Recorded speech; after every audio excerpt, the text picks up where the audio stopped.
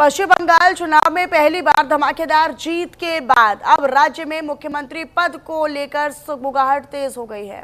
नेता विपक्ष और बंगाल में बीजेपी के हिंदुत्व को धार देने वाले शुभेंदु अधिकारी तो रेस में सबसे आगे हैं ही, लेकिन इसके साथ साथ पूर्व बीजेपी अध्यक्ष दिलीप घोष, मौजूदा बंगाल बीजेपी अध्यक्ष समेक भट्टाचार्य का नाम भी इस रेस में उछलने लगा है।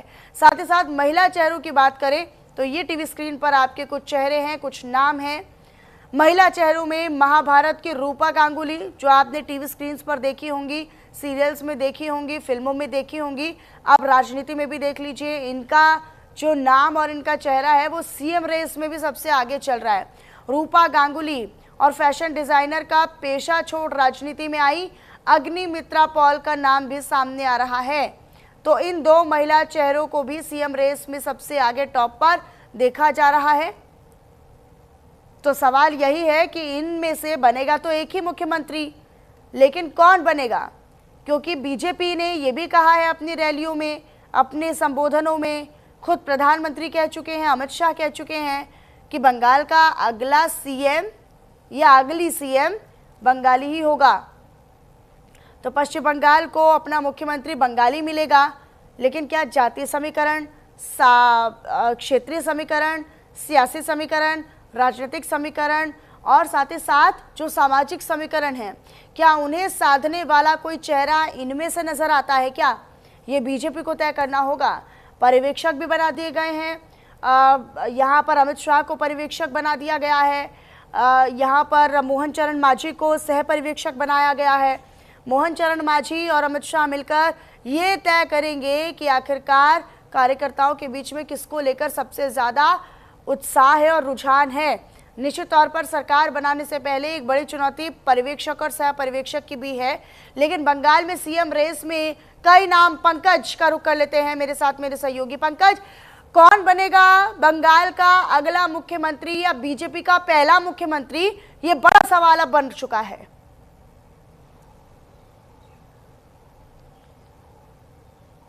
बिल्कुल, बेशक इंटरेस्टिंग भी है क्योंकि लगातार पहली बार भारतीय जनता पार्टी चुनाव जीती है और बड़े मैंडेट के साथ चुनाव जीती है। कई वादे हैं, वादे को पूरा करना है, लेकिन इन तमाम अटकलों के बीच में सबसे महत्वपूर्ण है कि गृह मंत्री अमित शाह को पर्यवेक्षक बनाना ये बहुत कम ही सुनने में आया, या इतने बड़े चेहरे को पर्यवेक्षक नियुक्त करना है। उसके बाद राजनाथ सिंह और जेपी नड्डा और तमाम बड़े नेता बने, लेकिन गृह मंत्री अमित शाह जो पश्चिम बंगाल के चाणक्य के तौर पर देखा जा रहा है, जो तमाम राज्यों जीत दिलाते हैं। लेकिन अब इसमें एक महत्वपूर्ण है कि लगातार अगर देखें गृह मंत्री अमित शाह का हो या प्रधानमंत्री नरेंद्र मोदी का, जो भी मुख्यमंत्री होगा लोकल होगा। चुनाव के पहले ही साफ तौर पर कहा है कि बंगाली होगा, धरती पुत्र होगा, उनकी बात लगातार होती नजर आई है। ऐसे में अब महत्वपूर्ण होता है कि पश्चिम बंगाल का मुख्यमंत्री कौन होगा। इसमें कई नाम को लेकर चर्चा हो रहा है। शुभेंदु अधिकारी को लेकर चर्चा हो रही है क्योंकि इसके पहले 2 बार ममता बनर्जी को चुनाव हरा चुके हैं। नंदीग्राम से इसके पहले चुनाव में हराया 2026 में, अब भवानीपुर से चुनाव हराया उनको। तो ये कहने के जो प्रबल दावेदार के तौर पर देखा जा रहा है शुभेंदु अधिकारी को। दूसरा एक दिलीप घोष है जो पूर्व अध्यक्ष रहे हैं भारतीय जनता पार्टी बंगाल कैडर के, बहुत पुराने और संघ से जुड़े हुए नेता हैं, तो उनका एक नाम चल रहा है। तीसरा एक नाम महत्वपूर्ण है कि समेक भट्टाचार्य वर्तमान में बीजेपी के प्रदेश अध्यक्ष हैं और लंबे समय से बीजेपी के साथ संघर्ष कर रहे हैं, बीजेपी सरकार लाने को लेकर और संघर्ष में जीत हुई। तो ऐसे में ये 3 बहुत महत्वपूर्ण नाम है जिनको लेकर चर्चा हो रहा है। चौथा महत्वपूर्ण नाम एक और है जो महिला चेहरा है जिसको लेकर लगातार चर्चा चल रही है। अग्निमित्रा पॉल महिला चेहरा है, लंबे समय से बीजेपी में काम कर रही है। ऐसे में उनके नाम को लेकर चर्चा चल रही है। और 5वां एक नाम रूपा गांगुली है, उनको लेकर भी। लेकिन अब तय करना है, जब गृह मंत्री अमित शाह जब 8 तारीख को वहां पहुंचेंगे, विधायक दल के नेताओं के साथ बातचीत करेंगे और उसके बाद जो केंद्रीय नेतृत्व ने नाम तय किया वो उनके सामने रखा जाएगा और विधायक दल के नेता के तौर पर वो नाम फाइनलाइज किया जाएगा। तो महत्वपूर्ण प्रक्रिया है, अब इंतजार करना पड़ेगा कि अगला मुख्यमंत्री और पहला मुख्यमंत्री बीजेपी का कौन है। लेकिन पंकज जी काफी महत्वपूर्ण होने वाला है। बंगाली चेहरा होना, बंगाली चेहरा होना, ममता बनर्जी का एम फैक्टर जिसे कहा जाता है, उस एम फैक्टर की काट कौन करेगा, एक ऐसा चेहरा होना। और साथ ही जो विपक्ष का आरोप रहता है कि दिल्ली को छोड़कर अगर तमाम राज्यों में भी बीजेपी की सरकार है तो वहां पर महिला सीएम कौन है, क्यों नहीं महिला को सीएम पद की जिम्मेदारी दी जाती है या एक पूरे प्रदेश का नेतृत्व दिया जाता है। बातें तो बड़ी बड़ी करते हैं, लेकिन महिला आरक्षण से जुड़े हुए मुद्दे पर विपक्ष ने किस तरीके से बीजेपी और एनडीए को घेरा था। तो महिला आरक्षण का मुद्दा बंगाल में भी उठा, महिला आरक्षण और महिला सुरक्षा का मुद्दा बंगाल में उठा। ममता बनर्जी अपने आप में एक एम फैक्टर रही हैं, उसकी काट करना, तो निश्चित तौर पर महिला चेहरे को भी उम्मीदवार की रेस में उतना ही अहम मान लिया जाए जितना कि समीक भट्टाचार्य, शुभेंदु अधिकारी जैसे चेहरे हैं।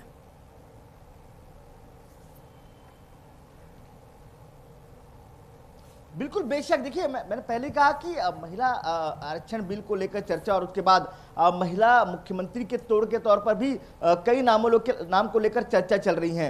मैंने पहले कहा रूपा गांगुली को लेकर चर्चा हो, पॉल को लेकर चर्चा, तमाम ऐसे नाम हैं इनको लेकर चर्चा है। लेकिन अब वहां पे ये है कि वहां पे सुरक्षा के लिहाज से हो या बॉर्डर सिक्योरिटी है उसको लेकर, महिला सुरक्षा को लेकर, या इसके अलावा डेवलपमेंट विकास को लेकर, ये तमाम मुद्दे हैं जिनको लेकर वहां काम करना है। तो ऐसे में अब ऐसा चेहरा चुना जाएगा जो समन्वयक जो है केंद्र के साथ बराबर बना के रखे और जो तमाम योजनाएं वहां को इम्प्लीमेंट करा सके। तो ऐसे में अब लगातार अब इस बात को लेकर चर्चा चल रही, जो अनुभवी नेता हो, जिनको प्रशासन या सत्ता चलाने का अनुभव हुआ, तो ऐसे में एक नाम बार बार निकल कर आता है, वो शुभेंदु अधिकारी है, क्योंकि नेता प्रतिपक्ष भी रहे हैं, ममता सरकार में मंत्री भी रहे हैं, तो उनको एक अच्छा अनुभव है सरकार चलाने का। तो ऐसे में एक प्रबल दावेदार तौर पर शुभेंदु अधिकारी देखा जा रहा है। अगर महिला कार्ड एम फैक्टर की बात करें, जो आप बात करी मनीषा, तो हो सकता है कि महिला चेहरे को लेकर चर्चा हो और उसमें कई नाम हैं और ये भी सस्पेंस हो सकता है। बीजेपी हमेशा नामों को लेकर सस्पेंस क्रिएट करती है और सस्पेंस नए एक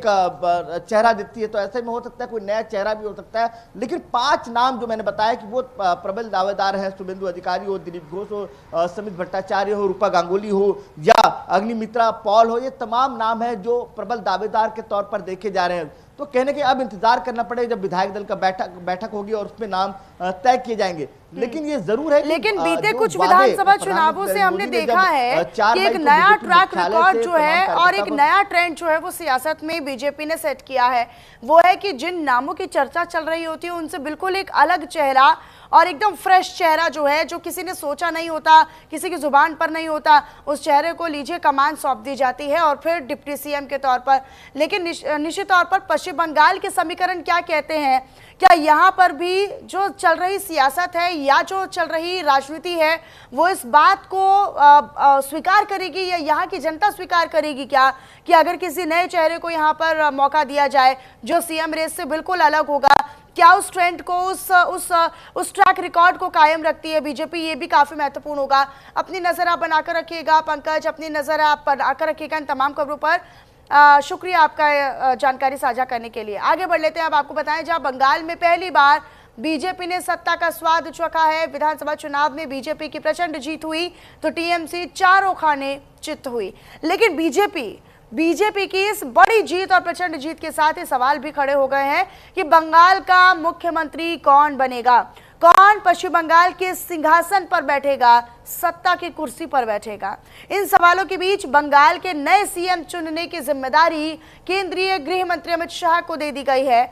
पश्चिम बंगाल के लिए बीजेपी ने उन्हें अपना पर्यवेक्षक बना दिया है।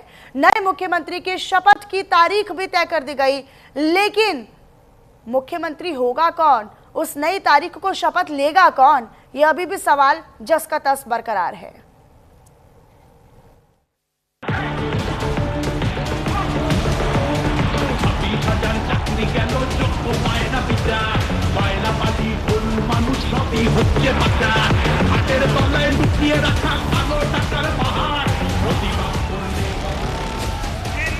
भाजपा के हर छोटे बड़े कार्यकर्ता ने एक बार फिर से कमाल कर दिया है, कमल खिला दिया है। बंगाल में बीजेपी ने कमाल कर दिया, ममता का किला ढहा दिया। लेकिन बीजेपी की प्रचंड जीत के बाद सवाल खड़े हुए कि बंगाल का नया मुख्यमंत्री कौन होगा, कौन सत्ता के सिंहासन पर बैठेगा, किस चेहरे पर बीजेपी का केंद्रीय नेतृत्व भरोसा जताएगा।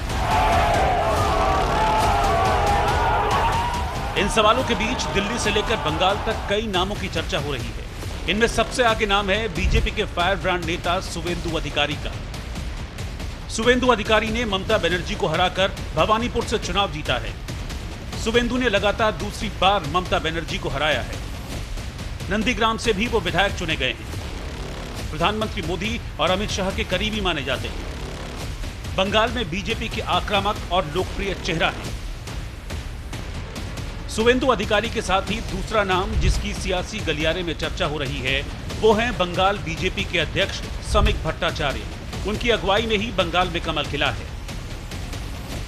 समिक भट्टाचार्य का संघ से पुराना जुड़ाव है। पार्टी के संगठनात्मक नेतृत्व का प्रतिनिधित्व करते हैं। कुशल प्रशासक और रणनीतिकार के तौर पर पहचान है। वर्तमान में बंगाल बीजेपी के अध्यक्ष हैं। समिक भट्टाचार्य के अलावा बीजेपी नेता दिलीप घोष का नाम भी बंगाल के मुख्यमंत्री पद की रेस में शामिल है। दिलीप घोष बंगाल बीजेपी के पूर्व अध्यक्ष रहे हैं। बंगाल में बीजेपी के सबसे दिग्गज नेताओं में से एक हैं। दिलीप घोष ने अपनी राजनीतिक यात्रा आरएसएस के प्रचारक के तौर पर शुरू की थी। 2015 में पश्चिम बंगाल बीजेपी के अध्यक्ष बने थे। दिलीप घोष पश्चिम बंगाल में बीजेपी के सीएम फेस की दौड़ में प्रबल दावेदार हैं, लेकिन बीजेपी ने अगर महिला फेस पर भरोसा जताया तो इसमें सबसे आगे हैं बीजेपी की जानी मानी नेता अग्निमित्रा पॉल। अग्निमित्रा पॉल राजनीति में आने से पहले कोलकाता में फैशन डिजाइनर थी। वर्तमान में वो पश्चिम बंगाल विधानसभा के आसनसोल दक्षिण सीट से विधायक हैं। पश्चिम बंगाल में बीजेपी महिला मोर्चा की कमान भी संभाल चुकी है। अग्निमित्रा पॉल के अलावा रूपा गांगुली का नाम भी मुख्यमंत्री पद के लिए उछाला जा रहा है। अगर बंगाल में महिला मुख्यमंत्री को चुना गया तो रूपा गांगुली के नाम पर भी चर्चा तय है। रूपा गांगुली हिंदी और बंगाली सिनेमा की प्रसिद्ध अभिनेत्री रही हैं। महाभारत सीरियल में द्रौपदी के किरदार से प्रसिद्ध हुई थी। रूपा गांगुली ने सोनारपुर दक्षिण विधानसभा सीट से जीत हासिल की है। पश्चिम बंगाल में बीजेपी महिला मोर्चा की अध्यक्ष भी रही हैं। हालांकि मुख्यमंत्री कौन बनेगा इसका फैसला बीजेपी विधायक दल की बैठक में होगा और इसके लिए केंद्रीय गृह मंत्री अमित शाह को पर्यवेक्षक चुना गया है। 208 एमएलए हमारे हैं ना, उसमें से कोई भी चीफ मिनिस्टर बन सकता है।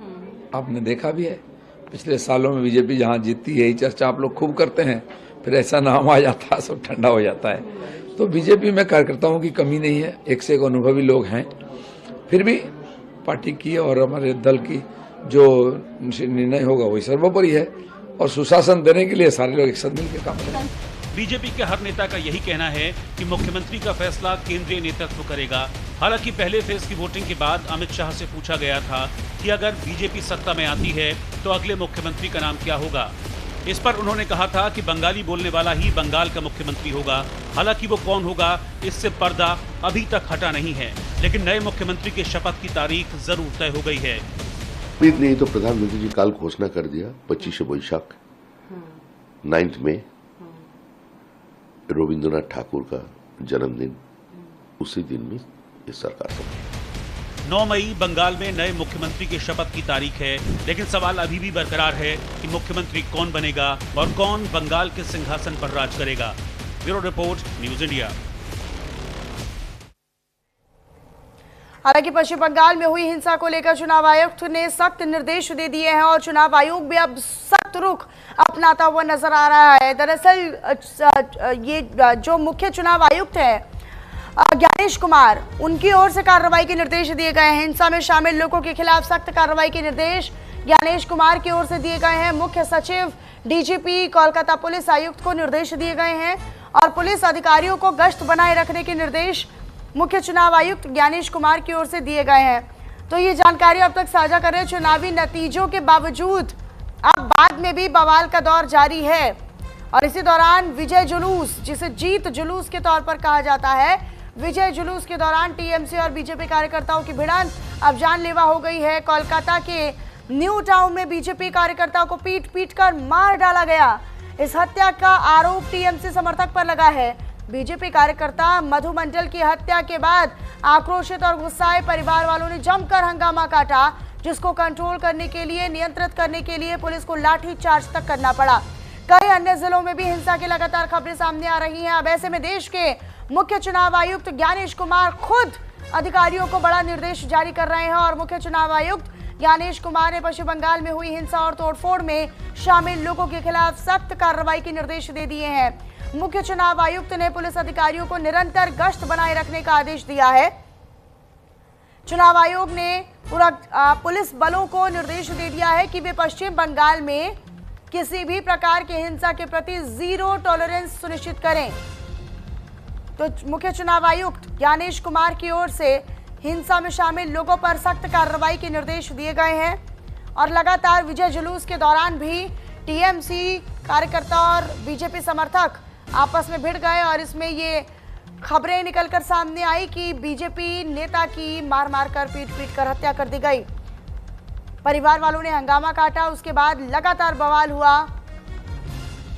तो पश्चिम बंगाल से ये जानकारी है। मुख्य चुनाव आयुक्त सीईसी ज्ञानेश कुमार की ओर से कार्रवाई के निर्देश अब दिए गए हैं।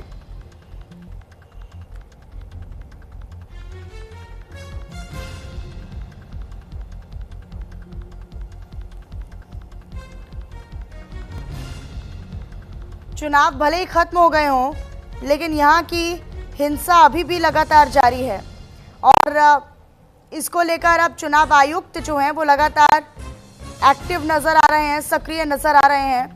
और यही वजह है कि ज्ञानेश कुमार लगातार इस पर निगरानी बनाए हुए हैं। पश्चिम बंगाल में हुई हिंसा को लेकर चुनाव आयुक्त ज्ञानेश कुमार सख्त होते दिखाई दे रहे हैं।